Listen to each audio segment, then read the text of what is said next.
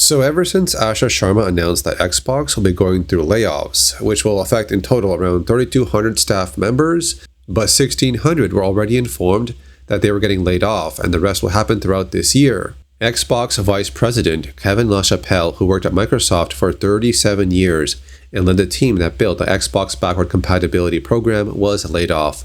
But at the same time, he wishes the team nothing but success. Roughly 50% of the team at id Software has been laid off as part of the Xbox layoffs. Doom of the Dark Ages Revelations launches today. In response to the layoffs at id Software, Sky Chow made a post about this, and he mentions that Microsoft or Xbox has had frequent layoffs and restructuring moments over the past few years.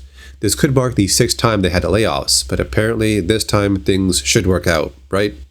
Going a bit deeper into id Software, here's what else was posted.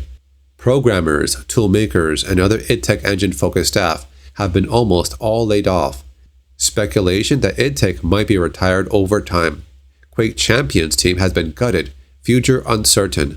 Senior staff in many areas such as art and more were let go.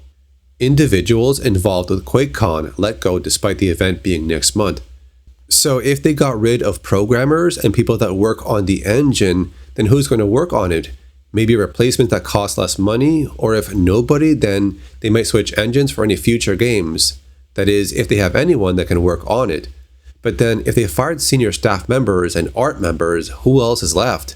Since they got rid of programmers, I'm wondering, can they even make a game now? Like, damn, this is pretty bad.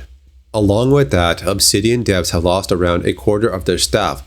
That's around 60 to 70 people being let go. The layoffs included producers, artists, designers, programmers, Q&A testers, writers, and some people have been with the company for a decade. Most of these roles were eliminated on July 6 as part of Xbox's first 1,600 layoffs, while a few others were told they would lose their job later this year, as part of the second wave of cuts. The Elder Scrolls Online studio reportedly suffers a second large wave of layoffs in a year, with up to half of the team impacted in the name of improving long-term growth.